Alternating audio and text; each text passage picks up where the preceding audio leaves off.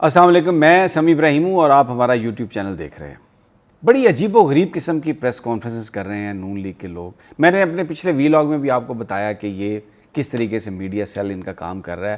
انہوں نے بشرا be be پر تو الزام، ایک جھوٹا فیک الزام لگایا۔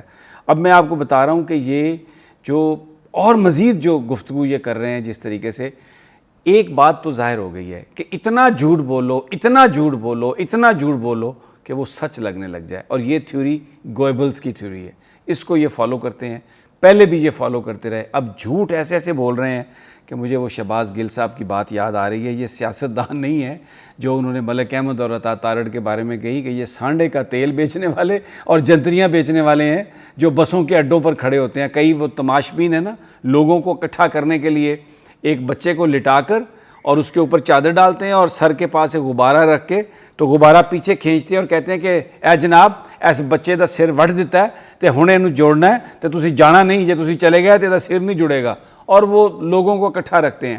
اب لوگوں نے ان کی بات سننا بند کر دی ہے، لوگ ان کی طرف دیکھتے نہیں ہیں، جلسے لاہور کے فلاپ ہیں، کہیں اور جلسہ کر نہیں سکتے، تو اب یہ بہکی بہکی باتیں کر رہے ہیں، جھوٹ بول رہے ہیں، اور ان کا جو سیل ہے وہ ایک ایسا پروپیگنڈا کر رہا ہے۔ میں نے آپ کو ان کی ویسے ریٹ لسٹ بھی بتا دی تھی۔ اب یہ کیا کہہ رہے ہیں؟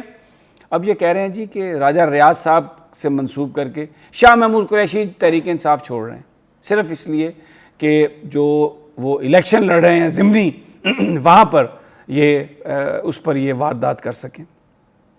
اور میں آپ کو ایک اور بات بتاؤں، احتشام الحق صاحب ہیں، سما ٹی وی کے اینکر ہیں، انہوں نے ایک بڑی زبردست خبر دی ہے۔ انہوں نے عطا تارڑ سے پوچھا کہ تم قسم اٹھاؤ کہ یہ جو رائل سوئس ہوٹل ہے لاہور میں، جہاں پر انہوں نے سارے ایم پی اے اکٹھے کر لیے تھے جب انہیں یہ یقین تھا کہ آج رن آف الیکشن ہونے والا ہے حمزہ شہباز کا، تو انہوں نے کہا کہ کتنا آپ نے وہاں پر کتنی شراب پہنچائی ہے یا گئی ہے، اور کتنا باربیکیو گیا ہے، اور پھر ظاہر ہے جہاں پہ شراب ہے اور جہاں پہ کباب ہے تو ایک اور چیز بھی ہوتی ہے، وہ کس مقدار میں، وہ کس طرح سے آپ نے کتنی بھیجی ہے۔ انہوں نے کہا آپ قرآن اٹھائیے، اگر آپ قرآن نہیں اٹھاتے تو میں قرآن اٹھا دیتا ہوں۔ اب جناب یہ بات ہو رہی ہے، یہ اپنے ایم پی ایز کو اپنے ساتھ رکھنے کے لیے ان کو کیا کچھ پیش کر رہے ہیں۔ میں تو کہہ رہا ہوں کہ جو ایم پی ایز نون لیگ کے ساتھ ہیں ان کی گھروں کی خواتین ان سے یہ پوچھیں گی کہ تم کیا کرتے پھر رہے ہو، تم نے یہ کیا کما رہے ہو، کس کے ساتھ جا رہے ہو، کیا کر رہے ہو۔ پھر ایک اور خبر، اب آپ اندازہ لگائیں، یعنی خبر یہ چلا رہے ہیں خواجہ آصف صاحب کہ ڈونلڈ لو کے ساتھ عمران خان صاحب نے رابطہ کیا ہے اور اس سے معافی مانگی ہے، اور کہا ہے کہ بات وہیں سے شروع کرتے ہیں جہاں پر ختم کی تھی، اور ہمارے پاس اس کے ثبوت آ گئے ہیں۔ یہ جس پر فواد چودھری صاحب نے یہ کہا خواجہ آصف کے بارے میں کہ سر پہ کوئی چوٹ لگ گئی ہے، دماغ خراب ہو گیا ہے، ان کا علاج کروانا ضروری ہے، مجھے یہ بات بتائیں۔ یہ سارے کا سارا پروپیگنڈا اسی سیل سے آ رہا ہے جس کو مریم نواز ڈیل کر رہی ہیں، اور یہ کوئی پروپیگنڈا سے، یہ ایک جھوٹ گھڑنے کی ایک مشین ہے جس کو انہوں نے آن کر دیا اور یہ ساری باتیں کر رہے ہیں۔ اب یہ بنا کیسے رہے ہیں ویڈیوز میں آپ کو بتاؤں۔ یہ ٹیلی فون ٹیپ کر رہے ہیں، انہوں نے عمران خان صاحب کے ٹیلی فون ٹیپ کیے ہیں، بشرا بی بی کے ٹیلی فون ٹیپ کیے ہیں، تحریک انصاف کے بہت سارے رہنماؤں کے ٹیلی فون ٹیپ کیے ہیں۔ انہوں نے جو ان کے پرنسپل سیکرٹری تھے وزیر اعظم صاحب کے، اعظم خان صاحب، ان کی گفتگو بھی ٹیپ کی ہے، اور وہاں پر بیٹھ کے یہ جس طرح انہوں نے ثاقب نثار صاحب کی ٹیپ بنائی تھی ویسی ٹیپیں بنا رہے ہیں، اور اس کو جوڑ کے تو جناب یہ اس کو ریلیز کریں گے، اور آنے والے دنوں میں آپ کو بتا رہا ہوں ایک بھرمار ہوگی، ایک صبح آڈیو ٹیپ آئے گی، شام کو آڈیو ٹیپ آئے گی، فیک ویڈیوز بنائیں گے یہ، جس میں جسم کسی کا ہوگا، چہرہ کسی کا ہوگا، اور یہ پوری ٹیکنالوجی آ چکی ہے۔ آپ فلمیں نہیں دیکھتے انگریزی فلموں میں کس طرح سے شہر تباہ ہوتے ہیں، گھر تباہ ہوتے ہیں، ایکچولی نہ شہر تباہ ہوتے ہیں نہ گھر تباہ ہوتے ہیں، everything is on tape. Imran Khan کو لوگوں کی نظروں میں، کیونکہ سیاست میں یہ اس کا مقابلہ نہیں کر سکے، نہ یہ کر سکے نہ ان کو لانے والے کر سکے، سارے کے سارے یہ اس حمام میں یہ بالکل ننگے ہیں، اور سب نے ان کی جو ہے نا اصلیت دیکھ لی، اور لوگ دیوانہ وار عمران خان کی طرف بڑھ رہے ہیں، جا رہے ہیں، اور پریشر ڈال رہے ہیں، ان کو ڈر ہے کہ کچھ نہ کچھ ہونے والا ہے۔ تو یہ انہوں نے سارا یہ منصوبہ بنایا ہے، اور فیک ویڈیوز، فیک آڈیوز کے ذریعے اب یہ سمجھتے ہیں کہ شاید یہ اپنا جو آبجیکٹیو ہے وہ اچیو کر لیں گے، لیکن ایسا ہرگز نہیں ہے۔ نہ عمران خان نے ڈونلڈ لو سے رابطہ کیا ہے، نہ کبھی عمران خان ان سے معافی مانگ سکتا ہے، نہ انہوں نے معافی مانگی ہے۔ اسی طرح یہ جو راجہ ریاض نے جو شاہ محمود قریشی والی کہانی چھوڑی ہے، اس شوشے کے چھوڑنے کا مطلب صرف تحریک انصاف کو تھوڑا ذہنی طور پر ورکرز کو کسی شک و شبے میں ڈالنا یا کمزور کرنے والی بات ہے۔